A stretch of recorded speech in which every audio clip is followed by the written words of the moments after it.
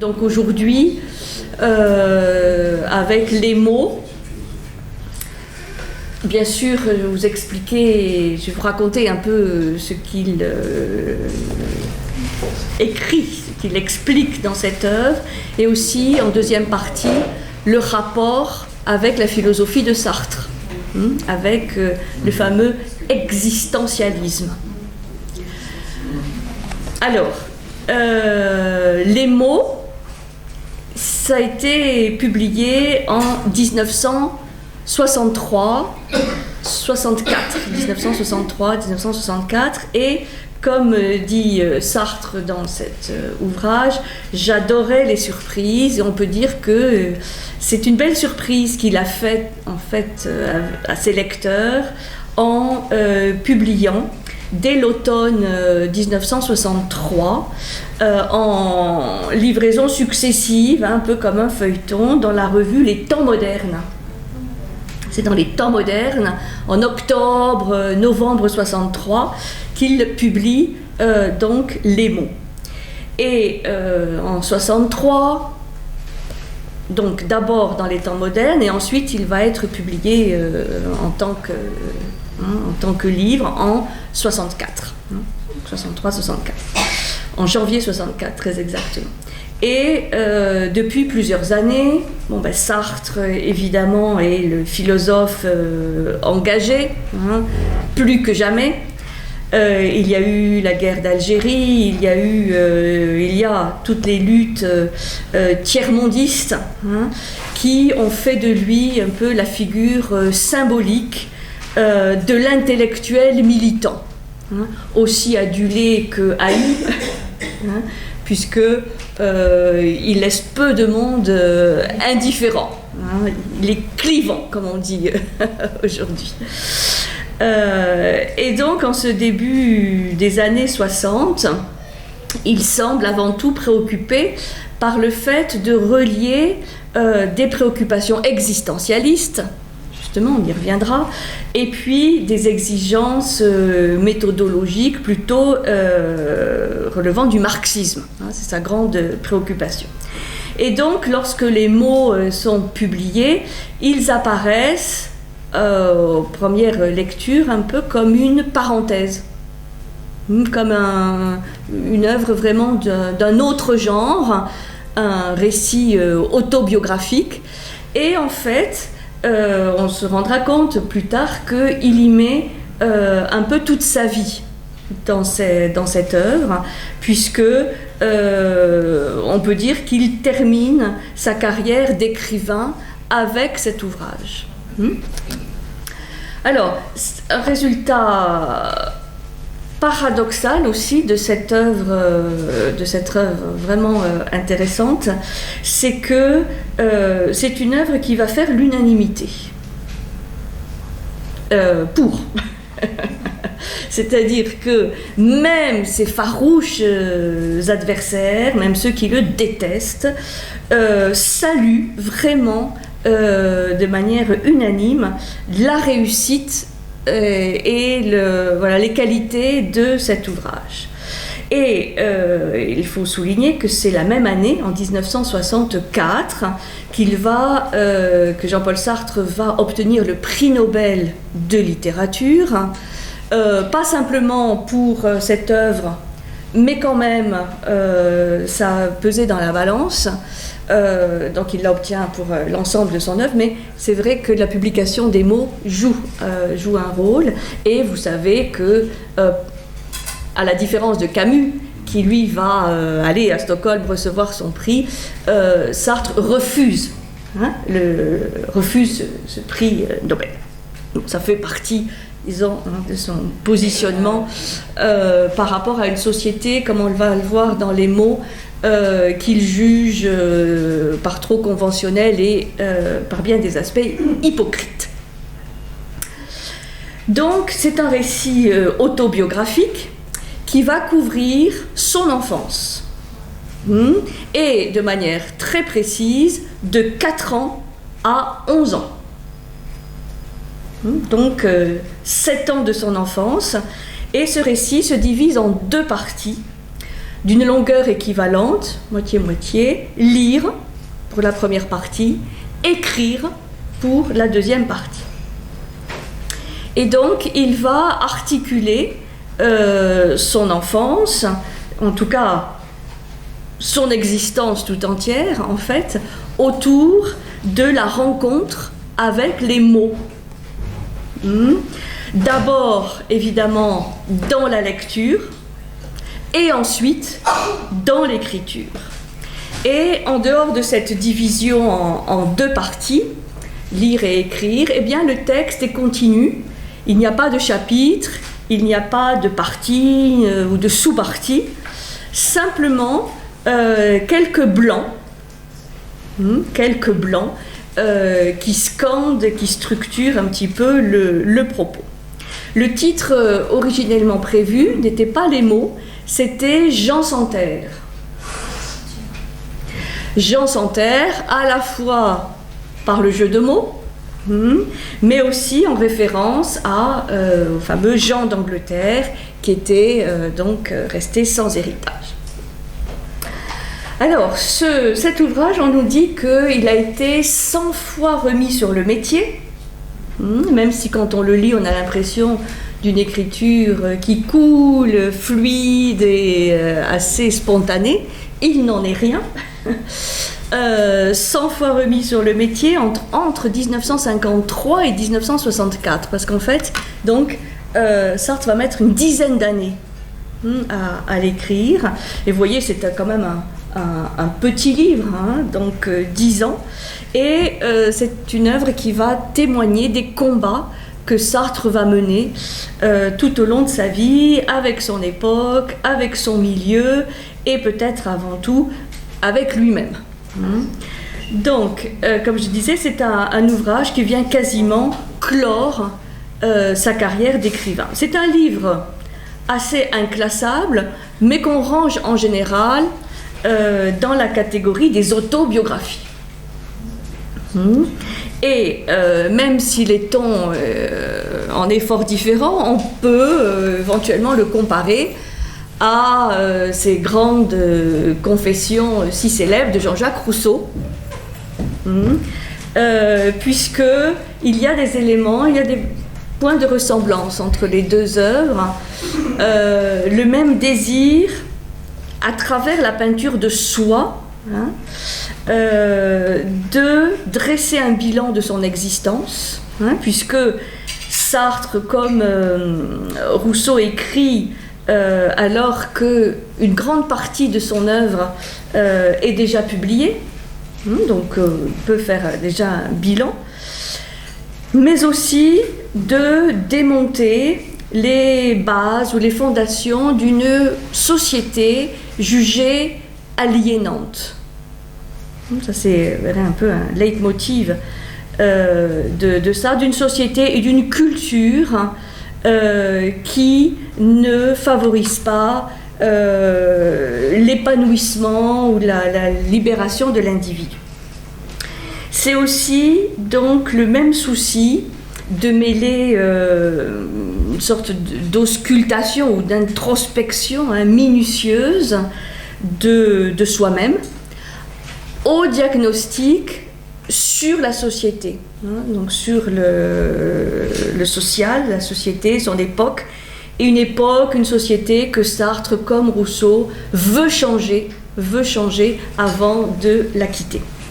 Et c'est enfin la même réussite littéraire dans les deux cas, puisque les confessions de Jean-Jacques Rousseau aussi sont unanimement saluées, alors qu'il ne faisait pas du tout l'unanimité sur ses prises de position et même sur ce qu'il était. Donc voilà une œuvre qui est quand même assez paradoxale, on va dire. Donc d'abord, je soulignerai ce que Sartre essaie d'expliquer, c'est le piège du langage. Puisque tout est presque dit d'une certaine manière dans le titre, les mots. Et cette division de l'ouvrage dans ces deux parties, lire, écrire. Dans tous les cas, dans les deux cas, les mots sont au cœur de l'affaire. Et les mots c'est l'univers dans lequel Sartre affirme avoir toujours baigné. J'ai commencé ma vie comme je la finirai sans doute au milieu des livres. Et les mots, eh bien, ils vont être pour Sartre à la fois une bénédiction et une malédiction. Une bénédiction parce que les mots, comme il dit, se laissent plus aisément manier que les choses. Et donc ils sont malléables et ils vont aussi permettre à Sartre de le protéger.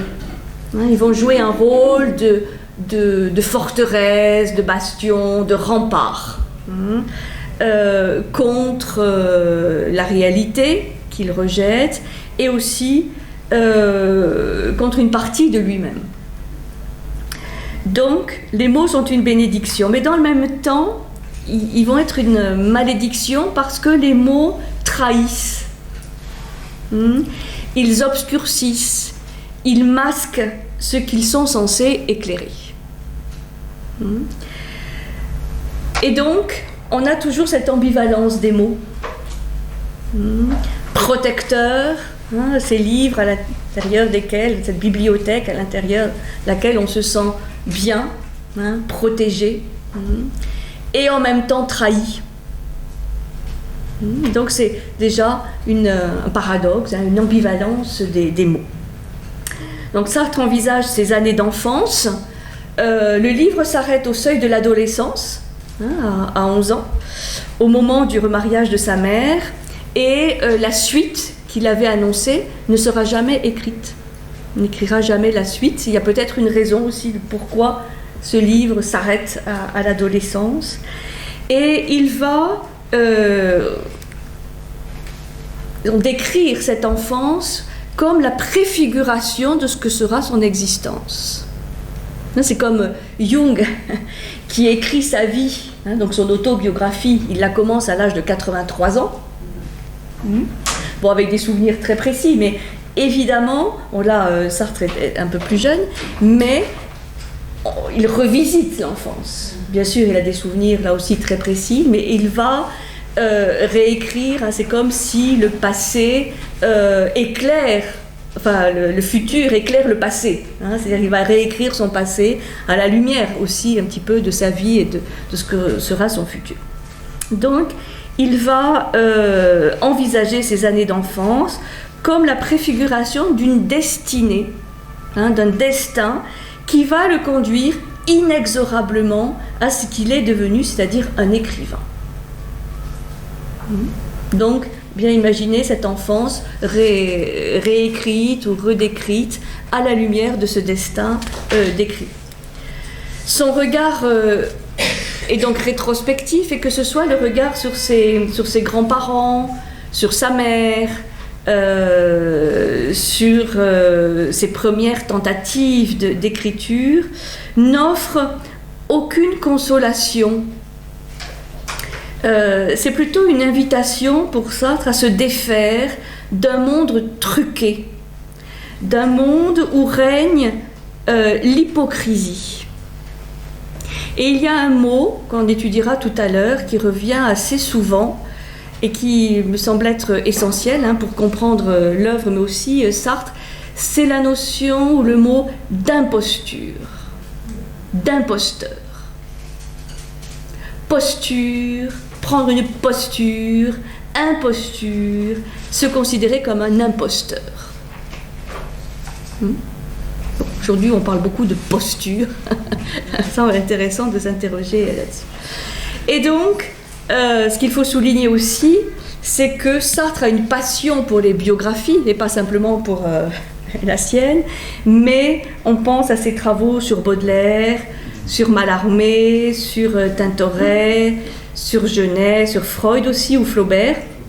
Et il faut aussi voir la passion d'un historien, engagé, soucieux d'appréhender de façon critique le présent. Donc il s'intéresse à l'histoire, il s'intéresse à cette construction des auteurs, comment les auteurs se construisent en écrivant, et comment toute cette construction, toutes ces biographies en disent long sur le rapport de l'auteur ou de l'écrivain à la société dans laquelle il est. Donc, le piège du langage, en même temps, c'est la bénédiction des mots. Et puis, le salut par l'écriture. Le salut par l'écriture. Plusieurs éléments concourent à faire de cette œuvre quelque chose de tout à fait réussi.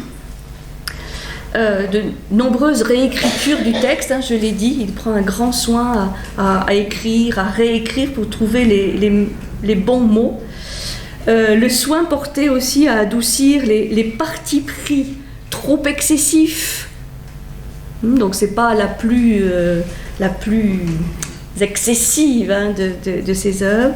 Et aussi un ton enjoué et l'extraordinaire brio des formules. Il a des formules vraiment, je vous en donnerai quelques exemples, je vous lirai quelques passages, tout à fait exceptionnels. Alors il revient sur ses origines d'un enfant choyé par une mère, devenue veuve très peu après sa naissance. Donc Sartre sera orphelin de père depuis pratiquement sa naissance. Et il est aussi adulé par son grand-père maternel, mais pas forcément pour les raisons qu'aurait souhaité Sartre. C'est-à-dire qu'il est adulé pour ce qu'il ne se sentait pas être. Et j'y reviendrai longuement. Son grand-père Karl, le prénom du grand-père c'est Karl. C'est ça. Et Sartre conjure en quelque sorte un néant dont il pense qu'il était le fond de son être. Et on trouve dans ses descriptions cette notion du néant. C'est de ses œuvres principales, l'être et le néant. Et c'est pour ça qu'il va parler d'un salut de ce néant ou de cet être par l'écriture. Comme il le dit, il l'écrit, les cailloux du Luxembourg, les cailloux du jardin du Luxembourg où il allait jouer. Monsieur Simoneau, les marronniers, Karl et Mamie, c'est le nom qu'il donne à ses grands-parents. C'étaient des êtres.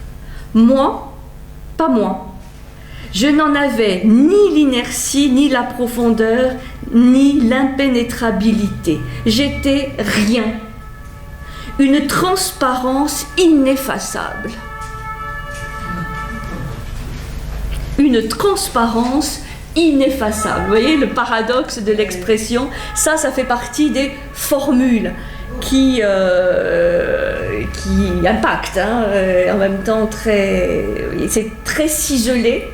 C'est une écriture très ciselée, qui n'est pas aussi suggestive peut-être que l'écriture proustienne, qui est aussi très ciselée, mais qui est très efficace, très impactante. Donc, c'était des êtres, pas moi. Je n'en avais ni l'inertie, ni la profondeur, ni l'impénétrabilité, j'étais rien, une transparence ineffaçable.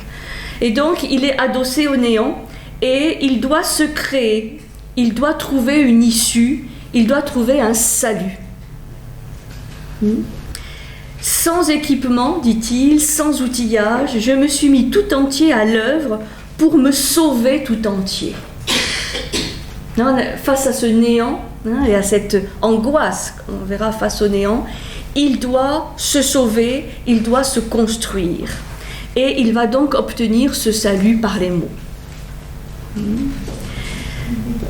Et donc, c'est pour ça que c'est un témoignage vraiment essentiel d'une époque, mais aussi surtout d'un homme, comme il le dit à la fin, fait de tous les hommes, c'est-à-dire qu'il ne se considère pas supérieur aux autres en quoi que ce soit, il est fait de tous les hommes, et qui les vaut tous, et que vaut n'importe qui. Donc il se situe au niveau de tous, de toutes, de n'importe quel. Alors voilà pour peut introduire Alors, quels sont les principaux personnages? Dans une autobiographie, c'est vrai que la notion de personnage est particulière, puisque le personnage principal, le narrateur et l'auteur, c'est tous le même, hein, sont confondus. Et donc, ces personnages qui interviennent, évidemment, ne sont pas fictifs, ne sont pas imaginés, ce sont des personnages qui ont existé, ou parfois même qui existent encore.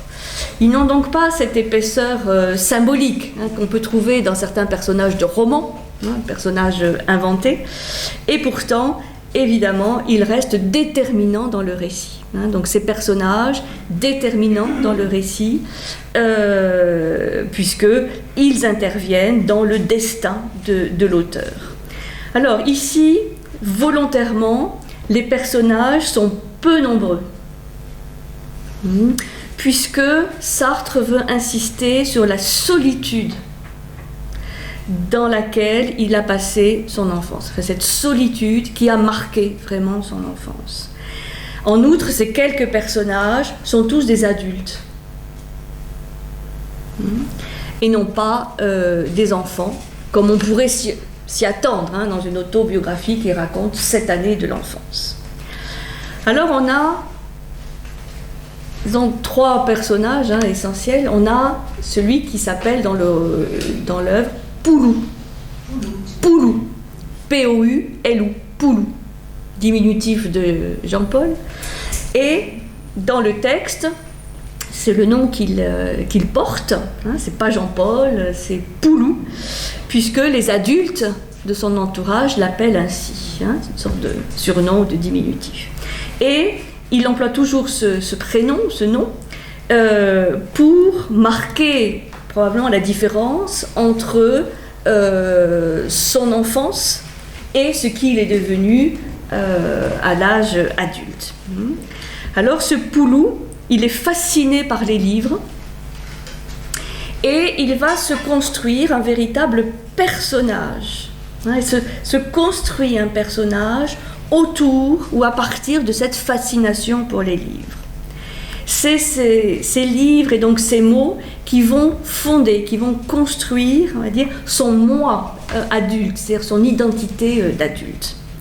Et donc le récit est entièrement orienté vers le destin de ce personnage et tout le processus de la formation de ce personnage. Donc Poulou préfigure Jean-Paul Sartre, ou Jean-Sol Partre, comme disait Boris Vian. Hein. Donc, tout se passe dans ces quelques années d'enfance. Ensuite, on a un autre nom qui est employé dans l'ouvrage, c'est Carl et Mamie, en un seul mot. Carl et Mamie. C'est très joli, puisque c'est les grands-parents. Carl et Mamie. Mamie. Carl et Mamie, c'est le nom de son grand-père, Karl Schweitzer, et de son épouse Louise. Ce sont donc ses grands-parents maternels, en relation d'ailleurs avec Albert Schweitzer, puisque Karl était l'oncle d'Albert Schweitzer, bien connu. Oui. Et donc la contraction de ces deux noms est aussi signifiante, puisqu'il les voit comme une sorte d'instance unique. Hein, c'est l'instance parentale, hein, aussi d'autorité, puisqu'il n'a plus son père. Donc ce Karl et Mamie forme ce couple parental de substitution, en fait, hein, ce couple d'autorité, qui ne constitue pas du tout d'ailleurs dans la vie un couple harmonieux, puisqu'ils sont très très différents l'un de l'autre, mais pour le jeune Poulou, c'est une unité. La grand-mère est en fait assez peu présente dans le récit, puisqu'elle est un peu éclipsée par cette figure toute puissante et toute présente du grand-père, une manière aussi de dire que dans la société bourgeoise, hein, parisienne de l'époque, enfin, avec des racines alsaciennes, la femme joue un rôle assez secondaire dans la famille. Alors, en revanche, le grand-père, ce fameux Karl Schweitzer, prend toutes les formes de l'instance paternelle. C'est lui qui prend les décisions pour l'enfant, c'est lui qui va le pousser dans sa vocation, et puisque lui est un grand adorateur de livres, il a une merveilleuse bibliothèque, et il va provoquer chez le jeune Poulou la double réaction de fascination, mais aussi de répulsion. Là aussi une ambivalence très, très forte, puisque c'est ce qui va scander les rapports du jeune enfant avec ce grand-père. Il est fasciné et en même temps il a ce grand-père en horreur.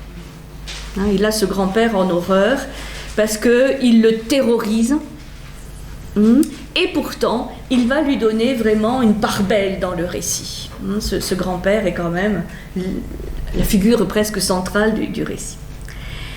Et puis on a Anne-Marie. Anne-Marie, c'est la mère de Jean-Paul Sartre. Donc c'est une autre figure féminine relativement effacée. Elle a eu son fils très jeune. Elle a perdu son mari immédiatement après la naissance de l'enfant. Et elle se réfugie, faute de moyens, chez ses parents. Et elle est considérée par le jeune Poulou pas tant comme sa mère que comme sa sœur aînée. Il y a une très grande complicité entre eux. Et donc elle n'est pas une figure d'autorité, mais une figure affective, une figure aimante, une figure plutôt douce. Et comme il le dit, comme il l'écrit, ma mère et moi, nous avions le même âge. Et nous ne nous quittions pas. Donc il y a un fort rapport affectif entre les deux. Ils entretiennent une relation très complice et sa mère va aussi lui faire découvrir la littérature, mais une toute autre littérature que celle du grand-père, évidemment. Ça sera la littérature clandestine, celle qu'on lit, qu'il va lire un peu en cachette, dont il a un peu honte, mais qui est constituée de romans, une sorte de bande dessinée, qui lui plaisent évidemment beaucoup plus que les auteurs classiques, mais il va, tout au long de son enfance, cacher ce plaisir qu'il a à lire des ouvrages plus légers, évidemment, que les grands auteurs. Donc, le jeune Poulou et sa mère Anne-Marie sont soumis, en fait, de manière égale à l'autorité du grand-père, qui règne quand même en maître dans cette famille. Alors, Anne-Marie, elle n'a qu'un unique dessein, c'est donner une éducation exemplaire à son fils, en lui apprenant les règles de politesse, de bienséance, de civilité, de galanterie au sein de la société, puisque la grand-mère reçoit très souvent ses amis à la maison. Donc, jeune Poulou sera en contact avec ces dames à qui il faut plaire, dont il va rechercher la reconnaissance et l'amour.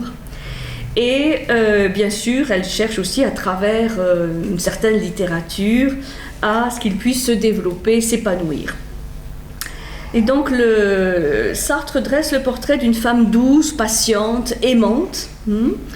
Elle incarne le support affectif de l'enfant, même si par la suite, ce soutien sera insuffisant pour vraiment soutenir l'adolescent et puis l'adulte.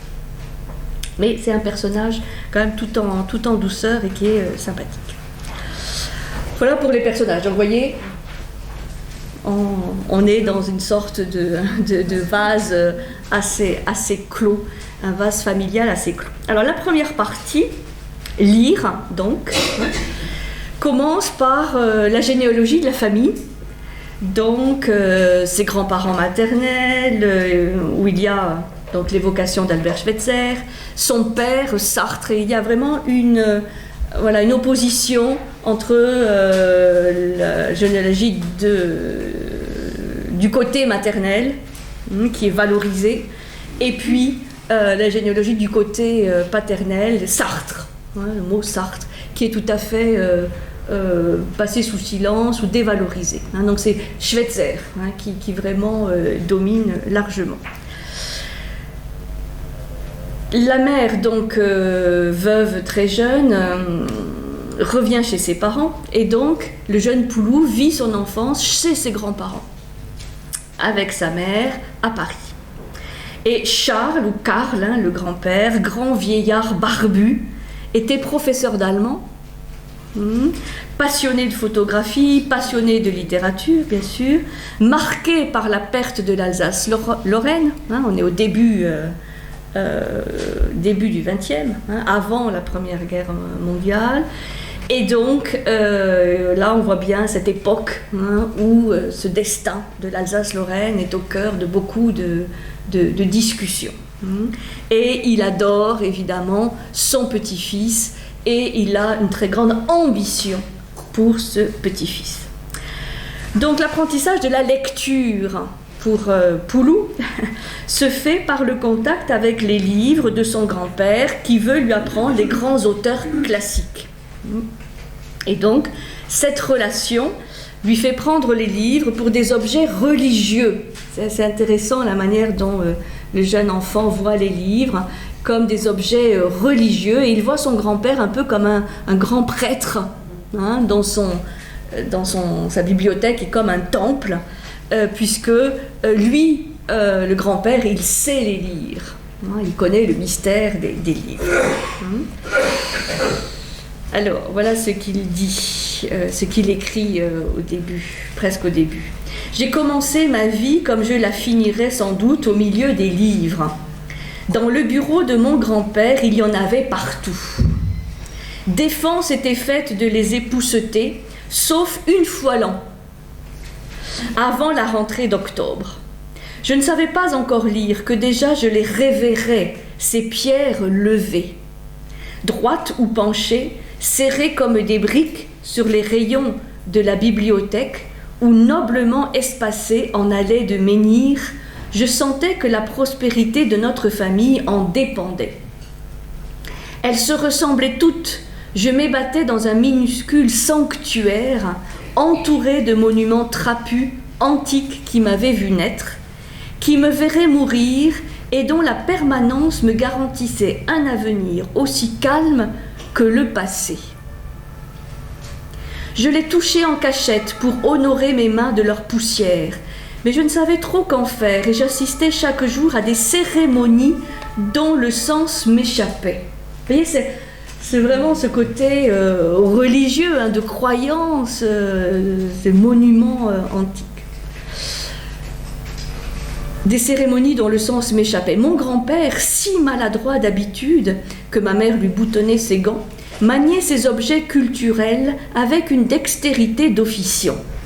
Je l'ai vu 1000 fois se lever d'un air absent, faire le tour de sa table, traverser la pièce en 2 enjambées, prendre un volume sans hésiter, sans se donner le temps de choisir, le feuilleter en regagnant son fauteuil, puis, par un mouvement combiné du pouce et de l'index, à peine assis, l'ouvrir d'un coup sec à la bonne page, en le faisant craquer comme un soulier. Quelquefois, je m'approchais pour observer ces boîtes qui se fendaient comme des huîtres et je découvrais la nudité de leurs organes intérieurs, des feuilles blêmes et moisies, légèrement boursouflées, couvertes de vénules noires qui buvaient l'encre et sentaient le champignon. Oui, c'est une très belle écriture. Donc, vous voyez, c'est intéressant parce que quand après on étudie la philosophie de Sartre, l'existentialisme et un existentialisme athée, bon, on voit dans il a 3-4 ans, hein, il a 4 ans, ce sentiment religieux, hein, vis-à-vis du grand-père, du prêtre, vis-à-vis de ses livres, vis-à-vis de cette bibliothèque. En fait, on est dans un espace sacré, hein, vraiment dans un espace religieux. Le jeune enfant donc explore ce monde merveilleux, celui des livres, et cette découverte est vraiment une révélation. On me laissa vagabonder dans la bibliothèque et je donnai l'assaut à la sagesse humaine. Voilà. Dans cette bibliothèque, il y a la sagesse humaine. Je donnais l'assaut à la sagesse humaine. Vous voyez, quand je parle du brio des formules, ciselées, écrites, réécrites peut-être plusieurs fois, mais voilà, c'est très puissant. En même temps, donc, se dessine une vocation par rapport à ces livres. Son sacerdoce, et il le décrit comme ça, hein, son sacerdoce sera d'être, comme son grand-père, une sentinelle de la culture. Voilà une autre belle expression, une sentinelle de la culture. Donc l'endurance, la persévérance, la hâte aussi de déchiffrer les lettres font qu'il va apprendre à lire à 4 ans. À 4 ans, il sait lire. 4 ans. Ah, c'est pas mal. Bon.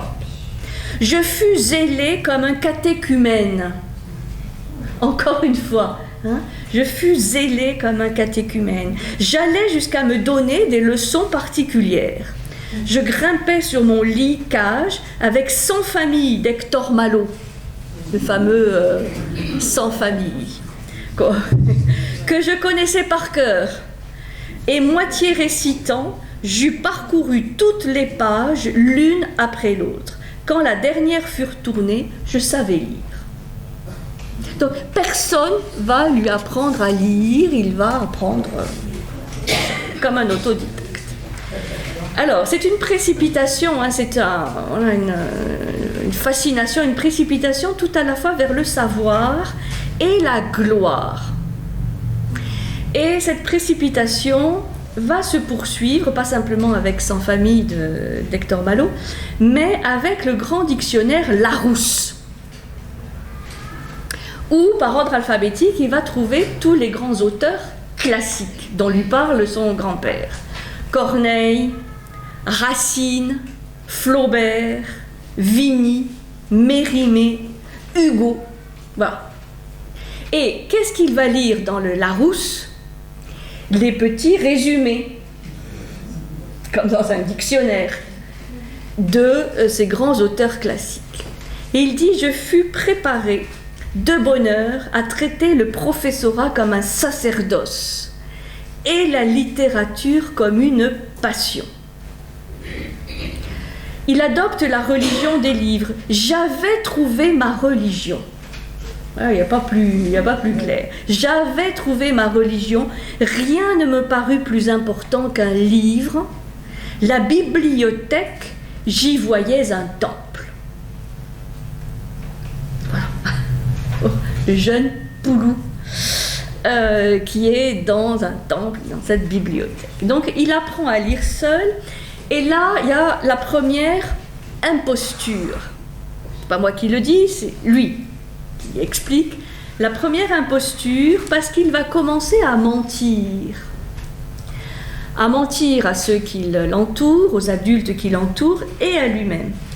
Puisqu'en fait, il fait semblant de lire les plus grands auteurs français, alors même qu'il ne fait que lire les résumés de leurs œuvres dans le Larousse. C'est-à-dire qu'en fait, il apprend par cœur, il déchiffre, il apprend par cœur les fiches des grands auteurs classiques et ensuite, devant les adultes, il prend les livres des auteurs et il fait semblant de lire, alors qu'il ne fait que réciter ce qu'il a ingurgité, bon, avec brio, hein, mais c'est là la première imposture. Il fait semblant. Il fait semblant de lire alors qu'il ne lit pas. Il s'enferme dans le bureau de son grand-père et il s'efforce cependant de lire régulièrement les grands auteurs classiques, mais en fait il ressent un plaisir beaucoup plus important quand il lit des romans. Et donc il va se faire acheter un certain nombre de revues ou de romans par sa mère, hein, au petit kiosque à journaux qu'il y a en bas de la rue Soufflot à Paris, près du Luxembourg. Et c'est là qu'il se délecte à lire des romans, mais il va maintenir ce personnage pour les adultes de celui qui se délecte à la lecture des grands auteurs classiques. Et Comme il a conscience que ses goûts, évidemment, ne respectent pas la hiérarchie littéraire, en tout cas ce que voudrait son grand-père, il met de côté sa sensibilité de lecteur pour correspondre au personnage qu'il se fabrique. C'est lui-même qui le dit, hein, je n'invente rien. Donc, il va enfouir un peu cette joie, cette exubérance d'un jeune enfant à lire des romans de chevalerie ou des romans pour enfants. Il va enfouir ça pour continuer à se construire ce personnage que veulent les adultes. Et surtout son grand-père, mais aussi toute cette société bourgeoise. Il avait quel âge là? Il a 4 ans, 5 ans, 6 ans, c'est les premières années. Et donc, il est principalement mu par son désir de plaire aux adultes qui l'entourent, par ses lectures feintes, en oubliant, en enfouissant ses lectures clandestines. Je vais vous lire ce qu'il écrit. Je permets gentiment qu'on me mette mes souliers, des gouttes dans le nez, qu'on me brosse et qu'on me lave, qu'on m'habille et qu'on me déshabille, qu'on me bichonne et qu'on me bouchonne. Je ne connais rien de plus amusant que de jouer à être sage. Je ne pleure jamais, je ne ris guère, je ne fais pas de bruit. À 4 ans, l'on m'a appris à saler la confiture. Par amour de la science, je suppose, plus que par malignité. En tout cas, c'est le seul forfait dont j'ai gardé mémoire. Et c'est quand même un enfant sage. Hein ?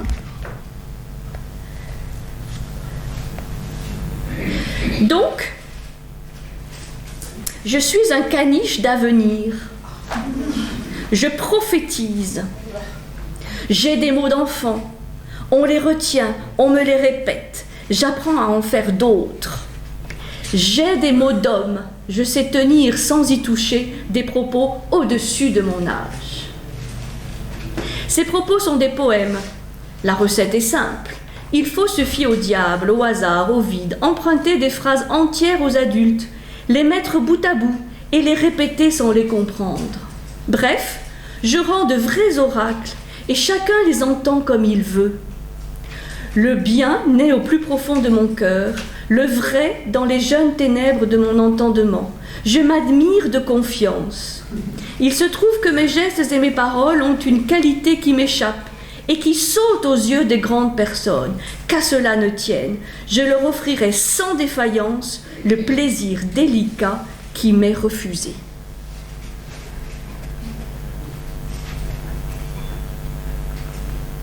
Bon, c'est Pouloup, c'est Jean-Paul Sartre. Vous voyez un mécanisme terrifiant, terrible, qui quand même nous interpelle. Hein, cette construction d'un personnage et la surenchère des adultes qui voient dans ce petit enfant un génie, quelqu'un de précoce, surdoué, et cette surenchère évidemment encourage l'enfant à se construire ce personnage. Première grande imposture. Donc vous voyez, évidemment, dont il est responsable, dont il explique bien qu'il en est le responsable, mais dont on voit bien le mécanisme quand même généré par les adultes. Ce succès, donc, auprès de son entourage, exprime son orgueil. Il le dit, idolâtré par tous. Hein, je crois que on a tous connu comme ça ces paroles d'adultes vis-à-vis d'enfants, avec des paroles au-dessus de son âge, et considérées comme quelque chose de bien, hein, de valorisé, de positif. Donc il est idolâtré par tous. Il me fallait un décret me rétablissant dans tous mes droits. Acculé à l'orgueil, je devins l'orgueilleux. Et il met une majuscule à orgueilleux. Je devins l'orgueilleux. Alors ensuite, il va décrire son passage rapide par le lycée Montaigne, l'école communale d'Arcachon, des cours particuliers. Et il y a un épisode très intéressant, c'est la prise de conscience de sa laideur. Puisque enfant, il a des cheveux longs, hein, des belles boucles blondes, voilà. Et sa laideur lui apparaît la première fois qu'on lui coupe les cheveux. Et il ne s'en rendra compte véritablement qu'à 12 ans, par les regards soucieux ou perplexes de ses proches. Puisque ce n'est pas simplement la prise de conscience pour lui de sa laideur, mais il voit dans le regard de ses proches, qui sont assez terrifiés, en fait, que peut-être ses proches adultes ne l'avaient pas vu tel qu'il était jusqu'à un âge assez avancé. Donc c'est symbolique. Hein, mais c'est un épisode vraiment intéressant. Alors, je vais vous le lire. Parce que ça fait partie du mystère de Sartre qui a eu ensuite, hein, par la suite, un succès fantastique au prix de la Gente féminine et qui était quand même reconnu comme, selon certains critères, comme vraiment laid. Avec un strabisme, etc. Alors, voilà cet épisode qui est vraiment... Vous voyez comment c'est des épisodes qui ne sont pas du tout anodins et qui prennent ensuite une force symbolique importante. Alors, j'aurais le sexe des anges, indéterminé mais féminin sur les bords. C'est ce qui explique qu'on lui avait gardé ces grandes boucles bleues. Tendre, elle m'a pris la tendresse, là il parle de sa maman. Ma solitude fit le reste et m'écarta des jeux violents. Un jour, j'avais 7 ans. Mon grand-père n'y tint plus. Il me prit par la main, annonçant qu'il m'emmenait en promenade. Parce qu'évidemment, le grand-père, il n'était pas tellement pour ce côté un peu féminin, on s'en doute. Donc, on va en promenade. Mais à peine avions-nous tourné le coin de la rue, il me poussa chez le coiffeur en me disant « Nous allons faire une surprise à ta mère. » J'adorais les surprises. Bon. Je passe. Hein. Bref, les coups de théâtre faisaient mon petit ordinaire et je regardais avec bienveillance mes boucles rouler le long de la serviette blanche qui me serrait le cou et tomber sur le plancher, inexplicablement ternie. Je revins glorieuse et tondue. Il y eut des cris, mais pas d'embrassement, et ma mère s'enferma dans sa chambre pour pleurer. On avait troqué sa fillette contre un garçonnet. Il y avait pis. Tant qu'elle voltigeait autour de mes oreilles, mes belles anglaises lui avaient permis de refuser l'évidence de ma laideur. Déjà, pourtant, mon œil droit entrait dans le crépuscule. Il perd un œil. Il fallut qu'elle s'avoue la vérité. Mon grand-père semblait lui-même tout interdit. On lui avait confié sa petite merveille et il avait rendu un crapaud. C'était saper à la base ses futurs émerveillements. Mamie le regardait amusée. Elle dit simplement « Karl n'est pas fier, il fait le dos rond. » Anne-Marie, sa maman, donc, eut la bonté de me cacher la cause de son chagrin. Je ne l'appris qu'à 12 ans, brutalement. Vous voyez, c'est-à-dire, on cache les choses. C'est-à-dire, bon, c'est la stupeur générale, donc il a 7 ans, donc tout le monde reconnaît sa laideur, mais lui-même ne comprendra qu'à 12 ans ce qu'il en est réellement. Parce qu'on veut surtout pas dire la vérité à ce petit.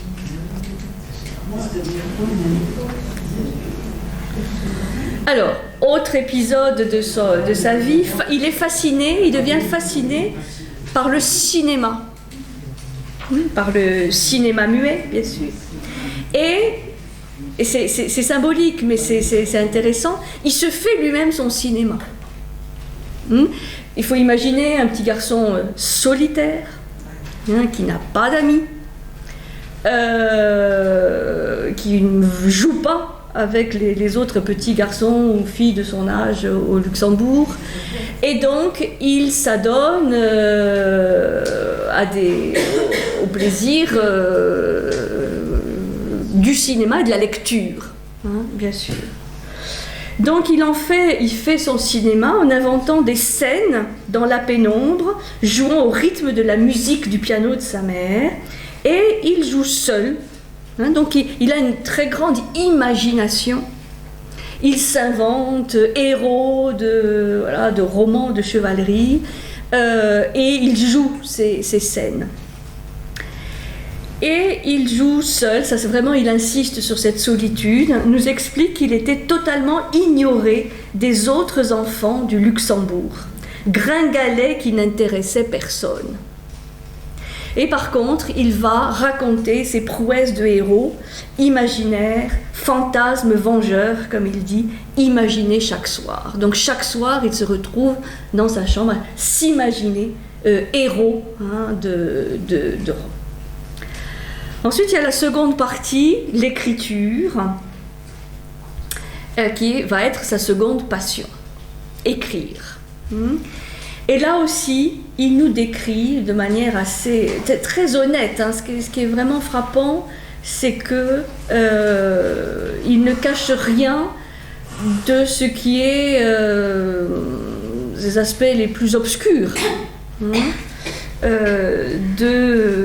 son être. Alors, il est en vacances avec sa mère et sa grand-mère, et il écrit un jour comme ça un poème à son grand-père. Ça aurait pu être, comme beaucoup d'enfants, écrit un poème à son grand-père, et puis ça reste là. Mais le problème, c'est que le grand-père lui répond. Le grand-père est content, évidemment. Petit génie, ce petit prodige qui lui écrit un poème. Et donc le grand-père lui répond, et il va lancer, comme ça, une correspondance en vers entre lui et son petit-fils. Et encore une fois, cette correspondance en vers va attendrir tous les adultes. Il explique très bien qu'il le fait par singerie, donc par imitation, comme un petit singe. Il essaie de réécrire les fables de La Fontaine. Vous voyez, de nouveau, c'était le cas avec la lecture, avec les fiches du Larousse. Et bien là, il va prendre les fables de La Fontaine et il va les réécrire en alexandrin, en faisant passer son écriture pour sa propre création. Donc il réécrit les fables de La Fontaine en alexandrin, il réécrit toutes les histoires qu'il lit, et il appelle ça, c'est lui qui le dit, le plagiat délibéré. Très lucide. Le grand-père, oui, c'est ça. Il joue le jeu, bien sûr. Il connaît les fables de La Fontaine, il connaît les sources, mais c'est là où vous voyez une société, une époque, plus qu'une époque, disons un type de société où on joue le jeu.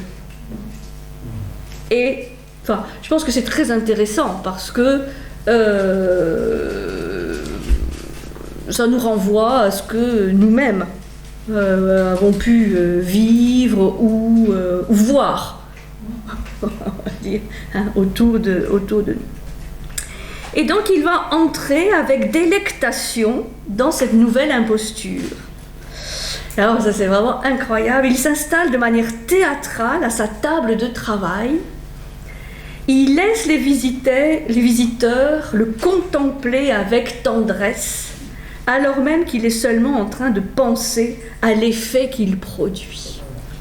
Donc c'est les amis, les vieilles dames, les amis de sa grand-mère qui viennent voir l'enfant prodige, et lui il joue un personnage.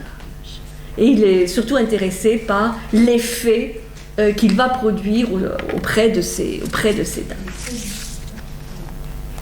Oui, ce qui est c'est quand même assez magnifique, c'est l'honnêteté. L'honnêteté et la lucidité qu'il a pas mal d'années après, mais probablement déjà à l'âge où il fait ses impostures. Alors, voilà ce qu'il écrit. Me tenais-je pour un copiste ? Non, mais pour un auteur original. Je retouchais, je rajeunissais. Par exemple, j'avais pris soin de changer les noms des personnages. Ces légères altérations m'autorisaient à confondre la mémoire et l'imagination. Neuve et toute écrite, des phrases se reformaient dans ma tête avec l'implacable sûreté qu'on prête à l'inspiration. C'est là où l'imposture va loin, parce que après, il ne se rend même plus compte qu'est-ce qui est réécriture de ce qui est l'inspiration. Et ça, je pense que ça arrive à plein d'auteurs. Je les transcrivais, elles prenaient sous mes yeux la densité des choses. Si l'auteur inspiré, comme on croit communément, est autre que soi au plus profond de soi-même, j'ai connu l'inspiration entre 7 et 8 ans. C'est intéressant ce mécanisme, parce qu'aujourd'hui on parle beaucoup du plagiat, des procès en plagiat, mais vous voyez que c'est assez complexe, là, il le décrit très bien, c'est à force de réécrire ou de transformer, on pense que finalement c'est soi-même qui a écrit, et en toute bonne foi. Enfin, ça peut être en toute bonne foi. Je ne fus jamais tout à fait dupe de cette écriture automatique, mais le jeu me plaisait aussi pour lui-même. Fils unique, je pouvais y jouer seul. Par moments, j'arrêtais ma main, je feignais d'hésiter pour me sentir front sourcilleux, regard halluciné, un écrivain. J'adorais le plagiat d'ailleurs, par snobisme, et je le poussais délibérément à l'extrême, comme on va voir. Et bon, il explique qu'il va en faire quelque chose de systématique. Tout destinait cette activité nouvelle à n'être qu'une singerie de plus. Un mot est quand même fort. Alors, son grand-père quand même s'inquiète du fait que l'entourage de l'enfance lui met dans la tête l'idée de devenir écrivain et de vivre de sa plume. Autant le grand-père a vraiment joué un rôle essentiel pour l'inciter à lire, à écrire, et était complice aussi de son imposture. Quand on commence à dire « Ah, mais ce petit peut devenir écrivain et vivre de sa plume », alors là, ça ne plaît plus du tout au grand-père. Et là, il va essayer totalement de le dissuader de continuer dans cette voie. Son grand-père donc tente de le dissuader. Il dit « Il me jeta dans la littérature par le soin qu'il mit à m'en détourner ». C'est-à-dire, à un moment donné, le grand-père change complètement de vision et il cherche à détourner le jeune enfant de la littérature. Mais évidemment, ce sera peine perdue, parce que le virus est là. Donc l'écriture devient un jeu qu'il aime autant parce qu'il l'amuse que parce qu'il le sert. Et donc, vraiment, la Sartre montre que son destin d'écrivain, parce que quand même, c'est un écrivain, on verra dans quelques siècles, mais qui est quand même célèbre. Cette vocation est loin des mythes ou des images romantiques qu'on pourrait avoir de la vocation, et qu'il explique que ce destin est seulement une affaire de contingence et de construction. Et c'est là où on touche à quelque chose d'important dans la philosophie de Sartre, c'est-à-dire c'est parce qu'il est arrivé dans cette famille, c'est parce qu'il est arrivé à ce moment de l'histoire, c'est parce qu'il a eu ce grand-père, c'est parce qu'il était enfant unique que, voilà, tous les éléments contingents, c'est-à-dire qui se sont passés mais qui auraient pu ne pas se passer. C'est ça la contingence, c'est ce qui s'oppose à ce qui est nécessaire.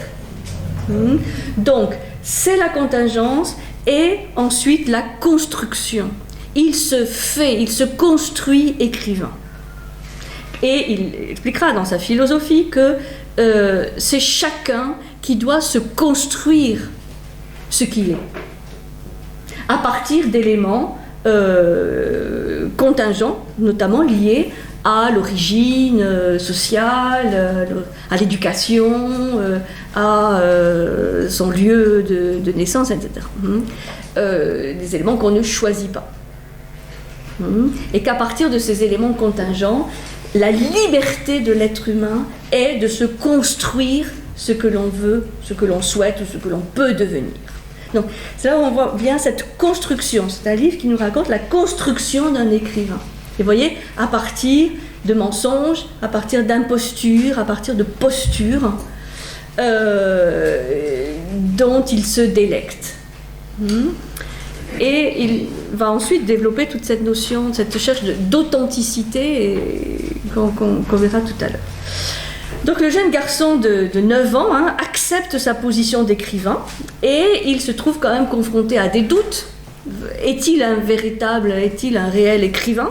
Va-t-il pouvoir réussir dans cette carrière? Et il ne trouve rien de moins astucieux que d'en discuter avec un autre personnage qui apparaît à deux moments dans le roman, qui est le Saint-Esprit.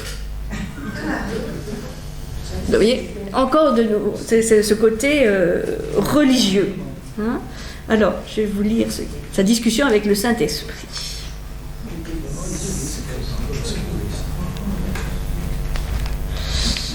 J'acceptais ma désignation, c'est-à-dire voilà, on fait de lui un écrivain, ok, bon. J'acceptais ma désignation à condition qu'elle ne s'appuyât sur rien, qu'elle brillât gratuite dans le vide absolu. J'avais des conciliabules avec le Saint-Esprit. C'est quand même amusant pour un athée radical. Bon. Tu écriras, me disait-il. Et moi, je me tordais les mains. Qu'ai-je donc, Seigneur, pour que vous m'ayez choisi? Rien de particulier. Alors, pourquoi moi? Sans raison. Ai-je au moins quelque facilité de plume? Aucune. Crois-tu que les grandes œuvres naissent des plumes faciles? Seigneur, puisque je suis si nul, comment pourrais-je faire un livre? En t'appliquant. N'importe qui, donc, peut écrire?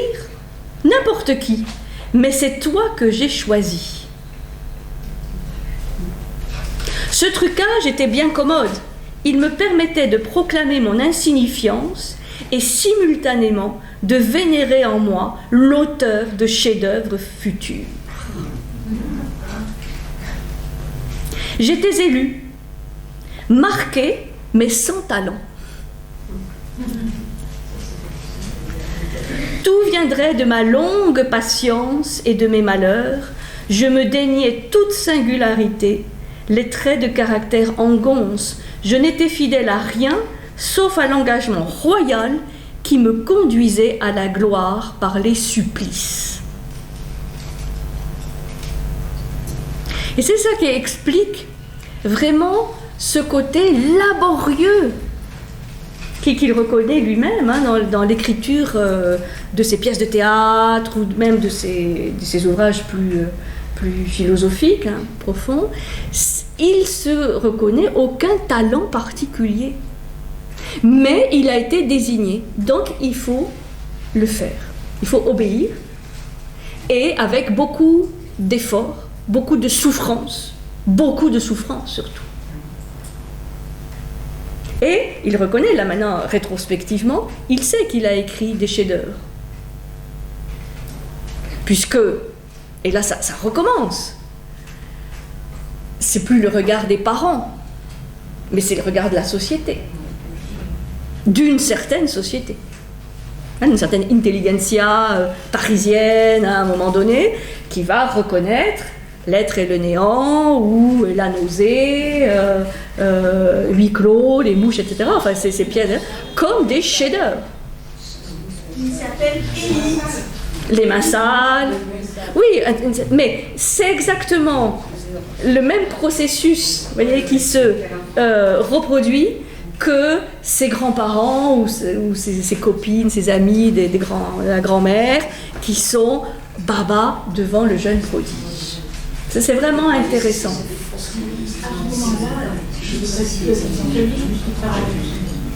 C'est Il n'est pas du tout existentialiste puisqu'il parle avec le Saint-Esprit.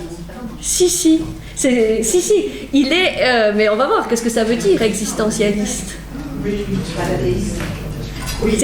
Souvent, on met en avant le côté athée, l'athéisme, l'existentialisme, mais au-delà de ça, il y a plein d'autres choses, notamment cette construction, la contingence, la liberté, l'angoisse, la mauvaise foi, tout ça, c'est l'existentialisme.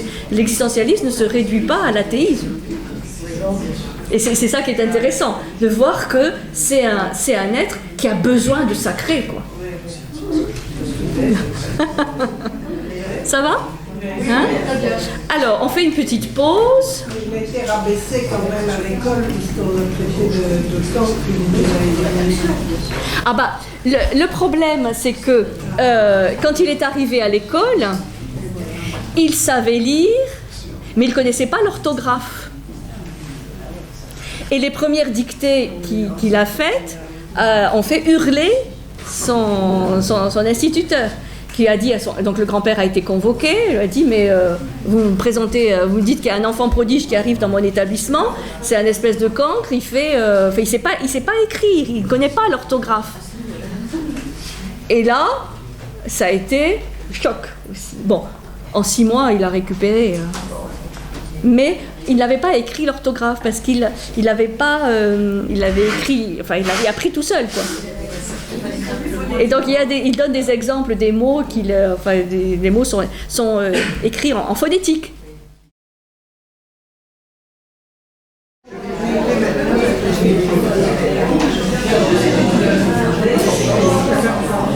Alors,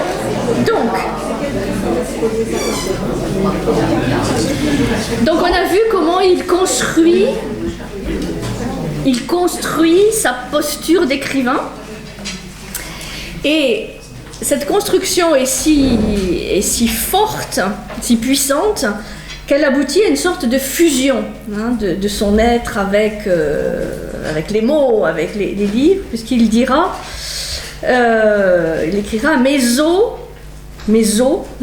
sont de cuir et de carton, ma chair parcheminée sans la colle et le champignon. À travers 60 kilos de papier, je me carre tout à l'aise. » Il devient lui-même un livre. On dirait aujourd'hui qu'il somatise vraiment ces mots et ces paroles, ces livres. Et il devient livre. Et donc il expose en détail la manière dont l'imposture le fige peu à peu et la reconnaissance de ses lecteurs achève de lui bâtir une stature qu'il ne pourra plus faire évoluer. C'est pour ça qu'il y a cette formule qui est vraiment extraordinaire. Je devins ma notice nécrologique. Ah ben je devins ma notice. Il voit déjà ce qu'on mettra, l'épitaphe, voilà, écrivain, génial. Vous voyez, c'est quand même. Je devins ma notice nécrologique. Bon, je passe assez vite pour la fin du scénario. Il entre au collège et à 10 ans, il va entrer au collège et là, il va découvrir les joies de la camaraderie. Là, il a ses premiers camarades. Et l'enfant solitaire et assez narcissique, donc découvre les joies des camarades et des jeux avec des jeunes de son âge. J'avais rencontré mes vrais juges, mes contemporains, mes pairs, et leur indifférence me condamnait. C'est-à-dire, il arrive au collège, il n'est pas connu, donc... Je n'en revenais pas de me découvrir par eux ni merveille ni méduse, un gringalet qui n'intéressait personne. Voilà. Bon, il va y avoir un épisode douloureux à ce moment-là. Il y a un de ses amis, jeune Bénard, qui meurt. Et il va sceller une amitié très forte avec un jeune garçon qui va venir un petit peu plus tard, qui ressemble tellement au jeune Bénard que certains croient même à une réincarnation. Vous voyez, on est un peu dans notre vision. Et c'est le fameux jeune Nizan, Paul-Yves Nizan, avec qui il deviendra grand ami. Même s'ils ne vont pas partager les mêmes positions et les mêmes itinéraires politiques. Nizan qui mourra assez jeune, en 1940. Donc une amitié, et c'est peut-être la seule belle vraie amitié qu'il va nouer avec donc un jeune à l'époque de son âge. Donc toutes ces rencontres sont autant de pas qu'ils font franchir vers l'âge adulte, qui l'amènent vers l'âge adulte. Et Sartre montre que l'expérience fait progresser l'individu. C'est que toutes ces rencontres, toutes ces expériences aident à la construction et à l'évolution de l'individu. Bon. Alors maintenant, je voudrais expliquer un petit peu en quoi dans cet ouvrage on va trouver les éléments essentiels de la philosophie de Sartre. Vous pourrez rappeler ces dates? Alors, je dirais exactement 1905-1980. 1905-1980. Et donc les mots paraissent en 63-64. Alors, qu'est-ce qu'on retrouve dans les mots qui appartient à vraiment la vision philosophique de Sartre? Donc, ce thème récurrent de l'imposture.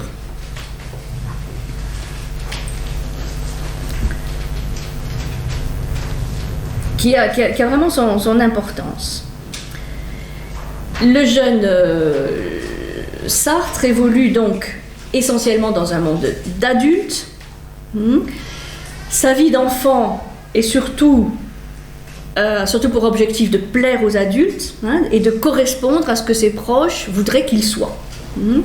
Et donc quelque part il se sent obligé d'entretenir un rapport avec les livres, avec les mots.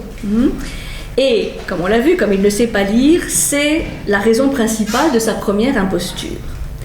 Et cette imposture, elle est démasquée par certaines personnes de son entourage. Il y a notamment une amie de sa grand-mère qui lui propose à un moment donné un questionnaire, etc. Et Sartre y répond, là encore, de manière un peu hypocrite, pour jouer un rôle. Et elle lui dit « Tu sais, mon petit, ce n'est intéressant que lorsque l'on est sincère. » Donc elle avait bien vu le manque de sincérité du jeune enfant, mais, disons, ça n'est pas allé plus loin. La seconde imposture, celle de l'écriture, on l'a vu. Donc ces deux impostures, de la lecture et de l'écriture, ont déterminé, d'une certaine manière, l'ensemble de son existence et de sa carrière d'écrivain. Donc, il raconte sa vie comme le résultat d'une double mystification, celle qu'ont forgée les trois adultes donc, autour de lui, mais aussi et surtout celle qu'il a fondée lui-même dans sa relation un peu ambivalente au livre. Alors, je voudrais vous lire un tout petit passage qui exprime très bien ça. Ma vérité, mon caractère et mon nom étaient aux mains des adultes. J'avais appris à me voir par leurs yeux. J'étais un enfant, ce monstre qu'ils fabriquent avec leurs regrets. Alors ça, c'est une formule. J'étais un enfant, ce monstre qu'ils fabriquent avec leurs regrets. Absents, ils laissaient derrière eux leur regard mêlé à la lumière. Je courais, je sautais à travers ce regard qui me conservait ma nature de petit-fils modèle, qui continuait à m'offrir mes jouets et l'univers. Dans mon joli bocal, dans mon âme, mes pensées tournaient. Chacun pouvait suivre leur manège, pas un coin d'ombre. Pourtant, sans mots, sans forme ni consistance, dilué dans cette innocente transparence, une transparente certitude gâchait tout, j'étais un imposteur. Comment jouer la comédie sans savoir qu'on la joue? Elle se dénonçait d'elle-même les claires apparences ensoleillées qui composaient mon personnage. Par un défaut d'être que je ne pouvais ni tout à fait comprendre ni cesser de ressentir. Je me tournais vers les grandes personnes. Je leur demandais de garantir mes mérites. C'était m'enfoncer dans l'imposture. Condamnée à plaire, je me donnais des grâces qui se fanaient sur l'heure. Je traînais partout ma fausse bonhomie, mon importance désœuvrée, à l'affût d'une chance nouvelle. Je croyais la saisir, je me jetais dans une attitude et j'y retrouvais l'inconsistance que je voulais fuir. Je retrouvais l'inconsistance que je voulais fuir. Et donc il va conclure son œuvre. Voilà mon commencement. Et on comprend que voilà mon commencement, c'est aussi voilà ma fin. Je fuyais. Des forces extérieures ont modelé ma fuite et m'ont fait. Des forces extérieures ont modelé ma fuite et m'ont fait. Il est vrai que je ne suis pas douée pour écrire. Mes livres sentent la sueur et la peine. Je les ai souvent faits contre moi. Alors, donc, qu'est-ce qu'on va trouver dans ces mots ? L'héritage de la phénoménologie. Attends, je voudrais développer rapidement cinq thèmes qui me semblent intéressants. C'est pas exhaustif, mais en quoi on va retrouver dans l'ouvrage l'héritage de la phénoménologie, la notion d'existence, la fameuse notion d'existence qui va donner le terme existentialisme, l'angoisse, la fuite devant l'angoisse par la mauvaise foi, et enfin la notion de liberté. La mauvaise foi, la liberté. Bon, je reviens donc d'abord, l'héritage de la phénoménologie. Qu'est-ce que c'est que la phénoménologie qui va beaucoup influencer Sartre? La phénoménologie, c'est un courant, c'est aussi une méthode qui vient d'un Allemand, Husserl, 19e, 20e, à cheval sur le 19e et le 20e, Husserl, ensuite qui sera développé par Heidegger, et en France, un des grands représentants, c'est Merleau-Ponty. Merleau-Ponty. Donc c'est une méthode, c'est aussi un courant qui va beaucoup se développer, le courant phénoménologue. C'est, on peut dire, la science des phénomènes. Phénoménologie, phénoménon, logos, c'est-à-dire le langage ou la science des phénomènes, c'est-à-dire de ce qui apparaît dans l'expérience. C'est-à-dire, on apprend par l'expérience, par l'expérimentation. Et donc, dans la phénoménologie, il faut décrire la façon, pas dont les choses sont, mais la façon dont les choses se donnent à la conscience. Comment on devient conscient des choses, c'est ça la phénoménologie. Husserl disait, la conscience toute seule, je ne vois pas trop ce que ça veut dire, on est toujours conscient de quelque chose. Je suis conscient de quelqu'un, je tisse un rapport, un lien avec. Et ça ne m'est pas donné comme ça m'est donné par l'expérience. C'est l'expérience qui permet de devenir conscient de. Bon, c'est logique.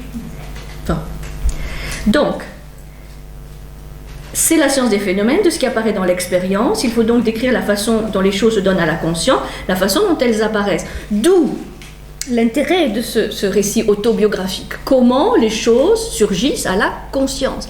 Il ne s'agit pas de décrire les choses comme elles se sont passées dans une sorte de réalité abstraite qui n'existe pas. Mais comment il est devenu conscient d'un certain nombre de choses. C'est pour ça que c'est un processus. D'abord la lecture, ensuite l'écriture. Donc il s'agit de découvrir par la description des choses, découvrir par la description des choses ce qu'elles sont profondément, mais surtout la conscience qui pense ces choses. C'est pour ça que, quand on dit, cette autobiographie, est-ce qu'elle est réelle? Mais c'est pas le problème. C'est c'est un processus de prise de conscience qui va expliquer son destin et sa vie. Comme quand on lit Ma vie de Jung, parce qu'on peut être frappé de tous ces souvenirs aussi précis de l'enfance de quelqu'un qui a plus de 80 ans, on dit, bon, mais est-ce qu'il n'a pas transformé? Bien sûr. Bien sûr. Mais ce qui est intéressant, c'est de savoir comment il réécrit ses prises de conscience. Avec le Saint-Esprit, par exemple. Alors, quelques exemples d'application de cette vision de la phénoménologie. L'individu est déterminé par le milieu dans lequel il évolue. Ça, c'est un point très important dans la vision sartrienne. L'individu est déterminé par le milieu dans lequel il évolue. C'est pour ça qu'il va y avoir, évidemment, des rapprochements avec la vision marxiste. Existentialisme et Marx. Le jeune Poulou est issu d'un milieu bourgeois, principalement féminin, même s'il y a la figure, cette figure du grand-père. Il est adulé surtout par la grand-mère et les amis de la grand-mère, ce qui contribue fortement à faire de lui un individu au narcissisme surdéveloppé. Alors, l'ego, aujourd'hui, il y a inflation de l'ego.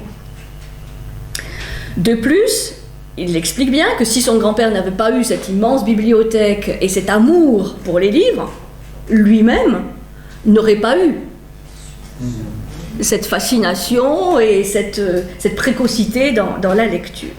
Donc, son milieu d'origine est déterminant par les expériences concrètes qu'il lui permet de vivre. Et ça, bon, évidemment, c'est à relier à la fameuse phrase de Simone de Beauvoir. On ne naît pas femme, on le devient. C'est-à-dire, c'est toute cette vision où on est construit, on est façonné par le milieu dans lequel on arrive, l'éducation, etc. Et c'est ça la contingence. C'est-à-dire, le jeune Poulou, arrivé dans un autre type de famille, une famille d'ouvriers, analphabètes, ou je sais pas, ne serait pas devenu Jean-Paul Sartre. Bon. Alors, ça se discute, hein. Disons, ce qui peut se discuter, de mon point de vue, c'est le fait de dire que on est totalement déterminé par cela. À voir. Mais bon, à voir. Ensuite, il souligne le fait que tous les actes, c'est toutes les actions faites par un individu qui conduisent à fonder son être. C'est pas ses réflexions, c'est pas tellement ses réflexions, ses pensées, que ses actes. Hein? Oui, mais l'existentialisme se nourrit de la phénoménologie.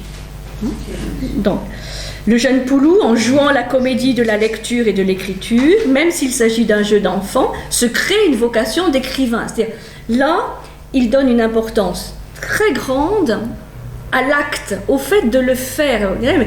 Tous les enfants jouent la comédie, oui. Tous les enfants simulent, se font leur cinéma, oui. Mais là, il y a vraiment cette idée qu'à partir du moment où on le fait avec autant d'intensité et d'implication, on crée justement le personnage vraiment que l'on joue et on en devient prisonnier ou esclave. Donc là, le fait de jouer la comédie, c'est pour ça que c'est intéressant de le lire. Aucun acte n'est sans conséquence. C'est dans la notion d'existence, alors. La phénoménologie, c'est toujours l'influence de ces présupposés, on va dire, de cette vision de la phénoménologie. Enfin, il pousse à son comble sa responsabilité d'écrivain. C'est-à-dire, à partir du moment où on se construit, c'est-à-dire, on va voir, il y a des éléments contingents, mais aussi on se construit, on est libre de se construire de cette manière, on en est responsable. C'est pour ça qu'il considère qu'il doit se démasquer lui-même, qu'il doit décrire ses impostures et les différents masques, disons, qu'il a pris. Donc ça, on peut dire que c'est quand même relié à cette notion de la phénoménologie, où ce qui est important, ce sont les prises de conscience, les phénomènes, les actes. et beaucoup plus que les pensées ou les réflexions. Alors, ensuite, la notion d'existence. Alors là, elle est aussi au cœur du sujet. Sartre n'aimait pas trop le terme d'existentialisme. Que, en fait, les gens autour de lui ont donné à sa vision. Il disait, l'existentialisme, je ne sais pas ce que c'est. Ma philosophie est une philosophie de l'existence. Le problème, c'est que comme tout le monde employait ce terme d'existentialisme, bon, il a fini par accepter le terme. Mais, philosophie de l'existence. Et c'est toujours pareil. Il faut bien distinguer Marx et le marxisme, Sartre et le sartrisme. Et ce que les gens en font. Hein. Et là, pour Sartre, parlons plutôt d'une philosophie de l'existence, et pas d'existentialisme. Alors, on connaît bien cette fameuse phrase de l'existentialisme est un humanisme, l'existence précède l'essence. C'est la devise de l'existentialisme, l'existence précède l'essence. C'est une formule un peu lapidaire, mais qui caractérise tout l'existentialisme. Et donc, dans justement l'existentialisme est un humanisme, Sartre explique pourquoi cette phrase. Puisque c'est un renversement par rapport à la philosophie classique, où en général on dit que l'essence, l'apostrophe, l'essence précède l'existence. Parce que c'est un peu platonicien. Il dit, voilà, il prend l'exemple d'un coupe-papier, d'un objet. Un coupe-papier. Lorsque l'on considère un objet fabriqué, comme par exemple un coupe-papier, cet objet a été fabriqué par un artisan qui s'est inspiré d'un concept. Le concept de coupe-papier. L'artisan a pensé le coupe-papier, la façon de le fabriquer et l'a produit ensuite.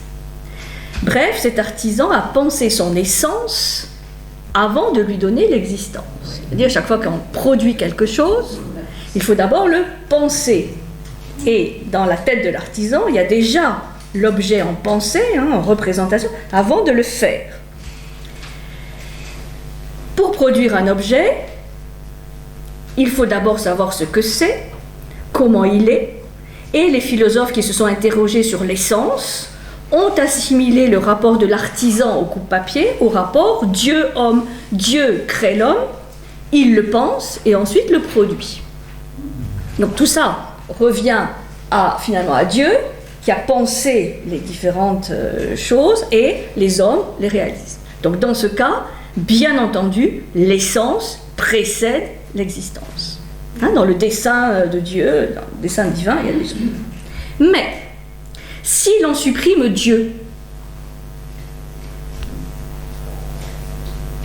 c'est qui est quand même un des points de départ de l'existentialisme, qui présente quand même comme un athéisme, alors ce schéma n'a plus de sens. Si Dieu n'existe pas, il y a au moins un être où l'existence précède l'essence, c'est l'être humain. Donc, le fait de supprimer Dieu fait qu'on renverse la formule. Et c'est là où l'existence précède l'essence. C'est pour ça qu'on va mettre le focus, le spot, la loupe sur l'existence, parce que c'est ce qui est premier par rapport à l'essence. Vous voyez, c'est un renversement du schéma platonicien. Et d'ailleurs, il y a des passages où il se dit idéaliste et platonicien. Bon, là, par contre, ça a un petit peu évolué. Donc, il y a au moins un être chez qui l'existence précède l'essence, un être qui existe avant de pouvoir être défini par aucun concept, et cet être, c'est l'homme.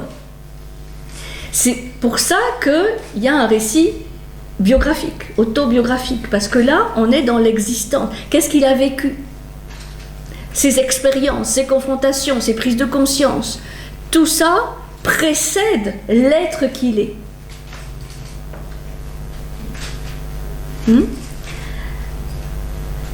Et on ne sait même pas si on peut définir de toute façon un être par ce qu'il est, c'est-à-dire par ce concept.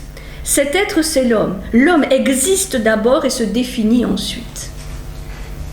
C'est pour ça qu'il y a là cette description si minutieuse, si ciselée de ces expériences d'enfant. L'homme existe d'abord et se définit ensuite. Le qui suis-je, c'est qu'est-ce que je fais. C'est le qui existe en fait. Donc dans le temps, dans la société, dans son rapport à l'autre, concrètement. Donc, chez l'être humain, l'existence précède l'essence. D'où cette formule un peu provocatrice, bien sûr, où l'existence précède l'essence. Si l'homme donc se définit lui-même, il est dès lors avant tout ce qu'il se fait. L'homme est ce qu'il se fait. L'homme est dès lors ce qu'il se fait, et il est donc responsable de ce qu'il est, de ce qu'il est devenu. Là, il y a une sorte de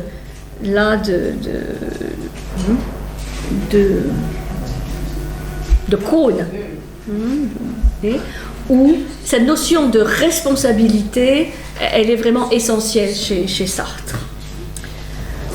Alors, ça, c'est la notion clé qui va donner ensuite cette philosophie de l'existence, ou plutôt de se compliquer la vie sur la recherche des essences et comment les essences se reflètent dans l'existence. On décrit d'abord l'existence et tout le processus dialectique aussi de l'existence. Alors, l'angoisse. Sartre va expliquer que l'angoisse c'est pas un simple sentiment subjectif comme l'anxiété ou la peur, c'est beaucoup plus profond, une angoisse existentielle justement, qui est l'angoisse du néant. Enfin, cette confrontation, à plusieurs fois, on a vu « je suis rien », confronté au néant. Voilà. Ça, c'est source d'une angoisse, qui est l'angoisse du néant, mais qui est aussi l'angoisse de la liberté, puisque ce néant, ce rien, donne une extraordinaire liberté alors. Vous voyez, c'est un couplage assez original entre liberté et responsabilité. L'homme est libre de se faire tel, et il en est responsable. Mais il est libre aussi de ne pas se faire tel, de se faire autre. L'angoisse est l'angoisse du néant, l'angoisse de la liberté. C'est la passion première pour toute philosophie de l'existence. C'est pas l'absurde, comme chez Camus, c'est l'angoisse. D'être libre. Oui, d'être femme. L'angoisse de la liberté. C'est l'angoisse d'être libre. L'angoisse d'être libre. C'est pas la liberté en tant que concept abstrait, il n'y a pas de concept abstrait. Oui, tout à fait. C'est l'angoisse d'être libre. Et donc l'angoisse du choix. C'est la passion première pour toute philosophie de l'existence. C'est vertigineux, si vous voulez.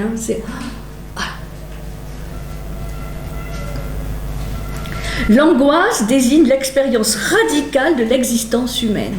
Il est naturel que l'homme soit angoissé. C'est beaucoup plus fort qu'anxieux ou la peur. L'angoisse, parce que ça, vraiment, c'est lié au destin, au sens, justement, le sens de l'existence. Elle est donc l'épreuve de toute existence humaine. Et il dit, c'est la spécificité de l'existence humaine que d'être marquée par cette angoisse par rapport à l'existence animale. L'animal peut avoir peur, il peut être anxieux, il n'est jamais angoissé. Parce qu'il n'a pas cette liberté. Donc c'est notre avantage, en tant qu'être humain, que de connaître cette épreuve de l'angoisse. L'angoisse est aussi un indice pour réveiller la conscience de la liberté. Quelqu'un qui a conscience de cette liberté, encore une fois, conscience de cette liberté, est angoissé. Et si on trouve quelqu'un qui ne l'est pas, c'est qu'il n'a pas encore pris conscience de cette liberté. Et c'est un critère. Oui. Donc, l'existence de la liberté crée l'angoisse, et l'angoisse est en même temps un critère de cette prise de conscience de la liberté. Donc on ne va pas reprocher à un animal de ne pas être angoissé. Hé, réveille-toi, tu es libre. Non. Mais un être humain, oui. Sauf s'il croit que l'essence précède l'existence. Beaucoup plus confortable. Je ne sais pas si c'est plus confortable, mais c'est une autre perspective. Donc, cette angoisse, qui est l'épreuve donc humaine, demande du courage et de l'audace. Pour justement affronter le champ des possibles. Cette liberté qui est presque comme un absolu. Alors, quelle est la tentation, quelle est la réaction possible devant l'angoisse? La fuite. La fuite. Et il y a ce concept, ce mot de fuite, souvent. Je fuyais. Et une manière de fuir, on retombe un petit peu dans ce qu'on a vu, la mauvaise foi. Devant cette angoisse qu'on ne peut pas, ou cette liberté qu'on ne peut pas vraiment totalement assumer, on fuit en faisant preuve de mauvaise foi. Et là aussi, il donne à cette notion de mauvaise foi vraiment un contenu existentiel très profond. C'est pas simplement le mensonge, le petit mensonge ou pur et simple, mais la mauvaise foi, c'est un mensonge vis-à-vis de soi. Elle consiste à se mentir à soi-même sur ce que l'on est. C'est vraiment un rapport faussé avec soi-même, la mauvaise foi. C'est pas tellement pour tromper les autres que finalement on se trompe soi-même, mais parce que l'angoisse, la liberté, c'est trop. Donc chacun est amené à biaiser un peu, à se construire ces fameux masques ou ces fameux personnages dont il est plus ou moins conscient. Et comme il le dit très bien, à force d'agir, on se coule dans le masque, le personnage, et on finit par faire corps, comme il dit, voilà, je suis 60 kilos de papier, je fais corps avec mon personnage. Donc, la mauvaise foi se développe assez naturellement dans le fait de se mentir à soi-même, ce qui est beaucoup plus grave que de mentir aux autres. Parce qu'en général, les autres qui s'en rendent compte. Et soi-même, c'est plus difficile. Parce qu'on est collé. Alors, la conscience, donc, devra constamment justifier la place qu'elle occupe dans le monde. Ça, c'est ce qu'on trouve magnifiquement dans le livre. Il faut toujours justifier la place qu'on occupe dans le monde.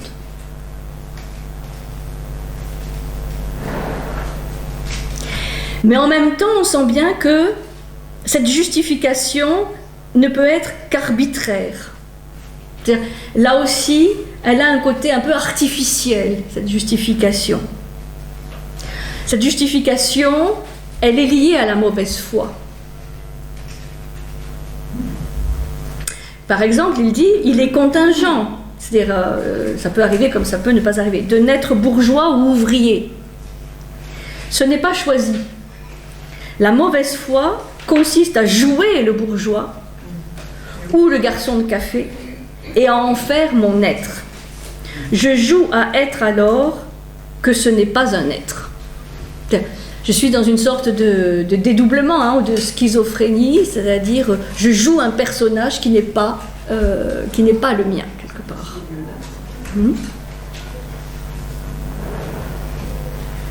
Et à cette mauvaise foi, alors comment sortir de cette mauvaise foi?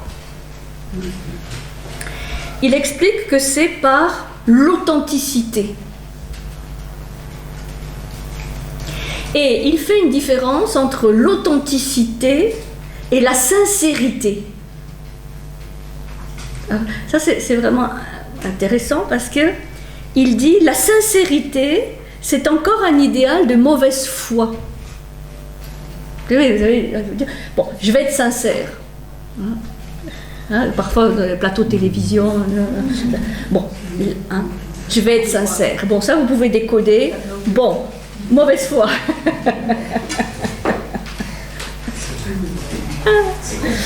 Il dit, c'est encore un idéal de mauvaise foi. Parce que cette sincérité vise à ce que l'homme coïncide avec son être, qu'il se reconnaisse pour ce qu'il est. Et c'est encore un personnage, c'est encore un masque, c'est encore une imposture. Donc, on n'a pas à se demander si ce livre est sincère, puisque ça serait justifier encore l'imposture. Non, il dit, il faut être authentique. Et qu'est-ce que c'est que l'authenticité ? C'est refuser la quête de l'être, parce qu'on est conscient qu'on n'est rien. L'authenticité consiste à refuser la quête de l'être, parce que cette quête de l'être, elle n'a pas lieu d'être, enfin, elle ne correspond à rien. Oui, c'est assez vertigineux dans ce néant. C'est pour ça que certains ont pu vraiment le pousser au bout et aboutir à une sorte de nihilisme. Vraiment très, très... Ce qui, je crois, n'est pas... Parce que c'est assez paradoxal, les formules, parce qu'à d'autres moments, il dira « Non, je ne suis jamais rien. Toujours quelque chose, parce qu'il y a l'existence qui nous sauve. » Par contre, ce qui est certain, c'est qu'il n'y a jamais l'assurance de pouvoir arriver à l'essence. Et à rester dans ce plan de l'existence. Donc, quand même quelque chose qui est assez construit avec un mélange de mauvaise foi, de mensonge et d'authenticité. Et ceci amène à la notion de liberté, puisqu'il y a une formule de Sartre qui est souvent répétée, qu'on trouve dans L'être et le néant, mais dans d'autres ouvrages, qui est « Je suis condamné à être libre ».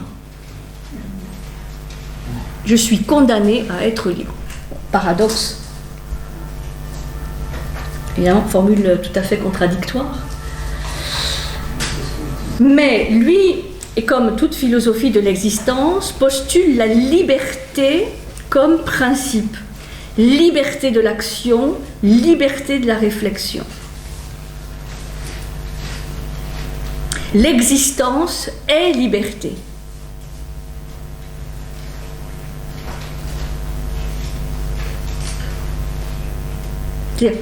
Elle est comme un absolu. On dit il n'y a pas d'absolu dans l'existentialisme, il n'y a pas de divin, c'est athée, etc.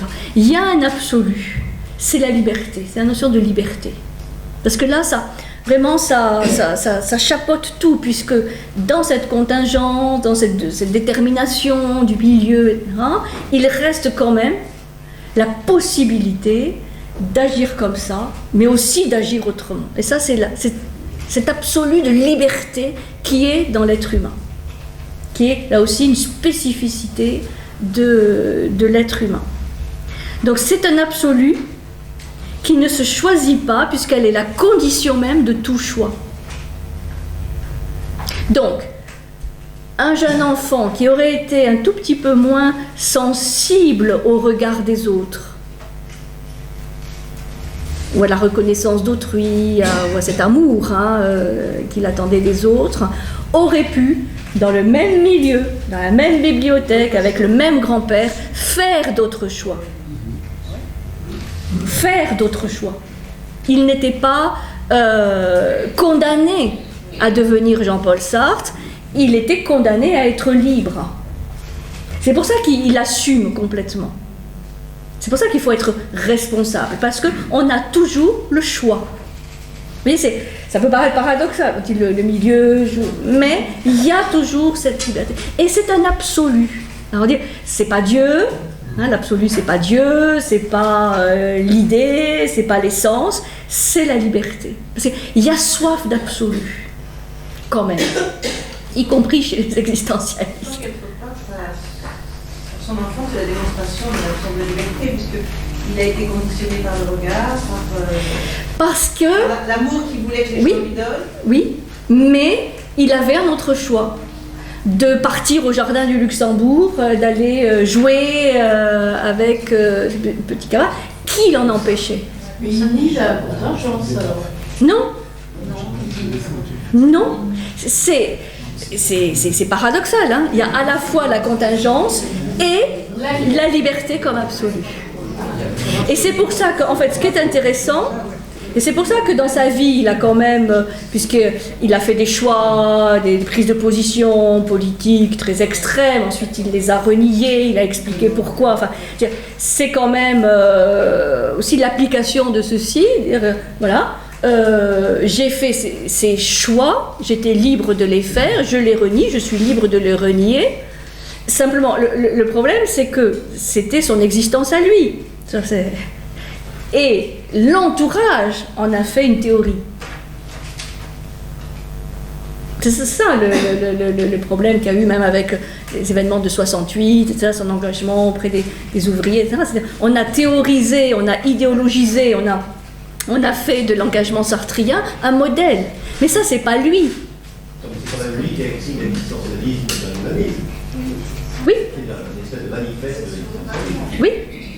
Oui, mais pour dire que c'est plus subtil, c'est plus complexe, c'est plus paradoxal, c'est plus contradictoire que les prises de position politiques ou sociales qu'il a pu prendre à travers. Et on en a fait le sartrisme. Les prises de position. Oui. C'est-à-dire qu'on a été à l'envers de l'existentialisme. Il fallait prendre l'existence de Sartre comme l'existence singulière de cet individu qui était devenu Jean-Paul Sartre, et pas d'en faire une idéologie ou une théorie. C'est ce que ces adorateurs, hein, c'est ceux qui l'adulaient, ont fait, comme avec Marx ou plein de philosophes. Mais lui, sa position, elle est beaucoup plus subtile et beaucoup plus complexe aussi que ça. Moi, il a bien dit tout est possible. C'est bien lui qui a dit tout est possible. Je ne sais pas si c'est lui, il y a plein de gens qui ont dit tout est possible. Tout est possible. Voilà. C'est cet absolu de liberté remplace Dieu quelque part.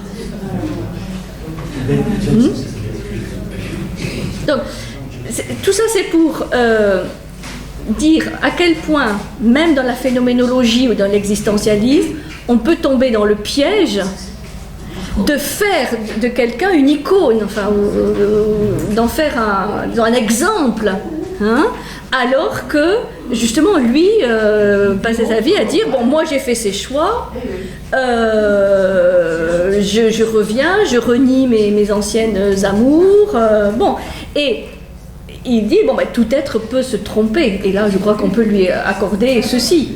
Le problème, c'est le côté dogmatique, voire parfois fanatique, de ceux qui sont autour, qui s'approprient ceci sans qu'il y ait la réflexion à ce niveau de profondeur, et qui simplifient, qui font une sorte de vulgate, ce qu'on appelle la vulgate, qui est un terme religieux, parce que c'est la traduction de la Bible en latin. Une vulgate, comme on parle d'une vulgate marxiste, ou d'une vulgate freudienne, ou d'une vulgate sartrienne, plus que camusienne, mais voilà. Et c'est ça qu'il faut débusquer, je crois. Parce qu'on en est encore aujourd'hui, hein, il y a encore des gens vivants, hein, qui ont connu cette époque, bon, ils sont un peu vieux, mais hein, l'époque de Saint-Germain, du Café de Flore, et qui ont vécu cet enthousiasme auprès de Sartre, qui était vraiment l'idole, quoi, enfin, vraiment et qui ont fait de cet existentialisme quelque chose qui n'a rien à voir, je pense, avec ce que Sartre vraiment expliquait. Donc, la liberté n'est pas quelque chose dont je puisse jouir à mon gré, je ne suis pas plus ou moins libre, comme je suis plus ou moins riche ou plus ou moins compétent. C'est pas de l'ordre de la quantité, je suis libre. Voilà. L'homme ne saurait être tantôt libre et tantôt esclave, il est tout entier et toujours libre ou il ne l'est pas. Mais dans l'absolu, il est libre. Et s'il ne l'est pas, c'est qu'il se construit lui-même ses entraves et ses conditionnements. Alors, et le fait aussi que cette liberté, ça c'est très lié à la phénoménologie, se construit aussi ou s'exprime en relation avec l'autre. C'est-à-dire, on est en situation, on est libre en acte, pas de manière abstraite ou théorique. Si on est libre, c'est qu'on doit agir en tant qu'homme libre, en tant qu'être libre. C'est un acte. Bon. Simplement, je voudrais vous lire la toute fin, page 206. Ce que j'aime en ma folie, c'est qu'elle m'a protégée du premier jour contre les séductions de l'élite. Jamais je ne me suis cru l'heureux propriétaire d'un talent. Ma seule affaire était de me sauver. Rien dans les mains, rien dans les poches, par le travail et la foi. On revient. La foi.